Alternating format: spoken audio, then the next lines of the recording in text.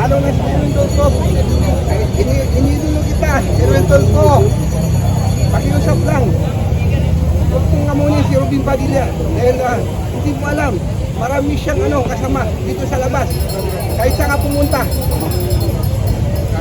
makikita mo ang mga kasama ni Robin Padilla. Please, huwag mo kaming amunin mga Muslim. Lalo na si Robin Padilla. Baka mangyari na yung nangyari sa Israel ngayon. Please, kami mga Muslim, nagtutulungan kami.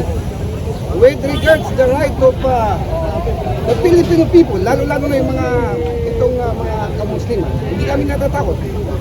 We are ready to sacrifice myself dahil lalo-lalo na, nakita ko yung kasama ko, si Brenda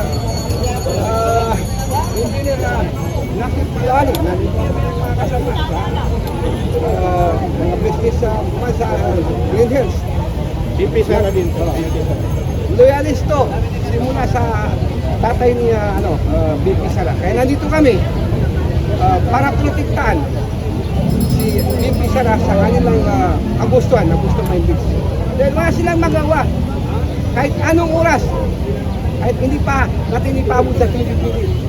Kung gusto nila mag-election, kung maka 1/3 sila, kaya ginagawa nila yan, wala silang labang kay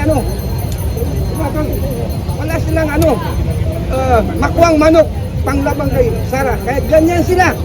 Kaya ako po ay nananawagan sa lahat ng mamamayang Pilipino, pakiusap lang po, huwag tayong maniniwala sa mga minority na yan sa Senado. Maniwala tayo sa majority. Tulad ni ng ating Senate President, si Alan Peter Cayetano. Sila ang tungay. Dahil na-engage sila, dahil sila ang tunay na mamumuno na may puso at may pagmamahal sa kanilang mga kababayan Pilipino. Dahil ayaw nila ang corruption sa ating bansa. Kawawa tayo, mag-isip-isip tayo. Mag-isip-isip tayo.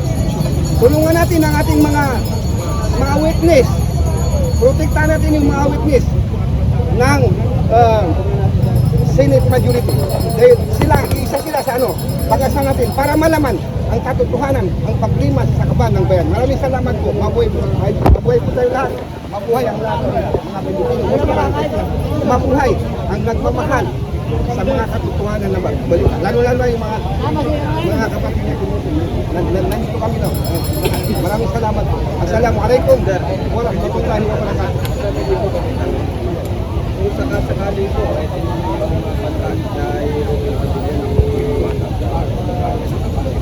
ay hindi mangyayari ngayon. Kaya nandito kami, alam ka? Pre. Siguro,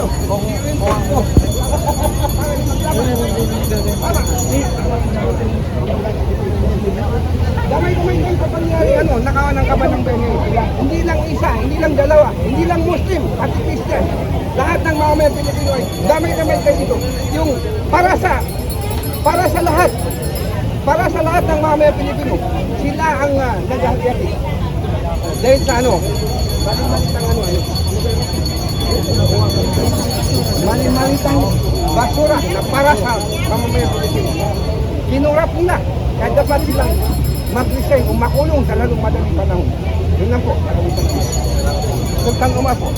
Sultan Omar. Isahin mo kay Senador Erwin Tulfo. Ha? Isahin nyo kay Senador Erwin Tulfo. Erwin Tulfo? Kaya nang iniigan, maaway ng mga mag-asawa. Away ng mga... Away kabit. Away kabit po. Doon siya magaling. Hanggang dyan lang siya. Hindi siya mag-ispirado. Dahil akala ng taong bayan, ganun din siya. Diretso siya magsalita. Hindi parang ahas na nagsalita siya. Ahas. Binabawi niya yung salita niya. Pakiusap lang po. Opo, kung gusto mong manay ka dyan sa Senado, bawain mo, sabi mo. Kaya idol Robin Padilla. Dahil hindi na kami natatakot sa'yo. Kahit anong oras, kahit saan lugar, sabi mo. Kung anong gusto mo. Huwag nyo kaming amuhin, mga Muslim. Si Robin Padilla, hindi niya natatakot sa'yo.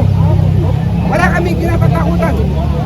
Mga Muslim, with regard to the right of Filipino people. Kaya nagkaisa kami. Para ipaglaban ang tama. Yun lang po. Maraming salamat. Allahu Akbar!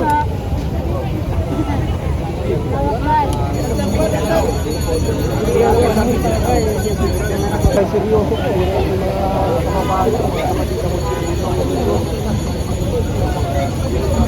kababayan. Yung 2027, umabot na yun.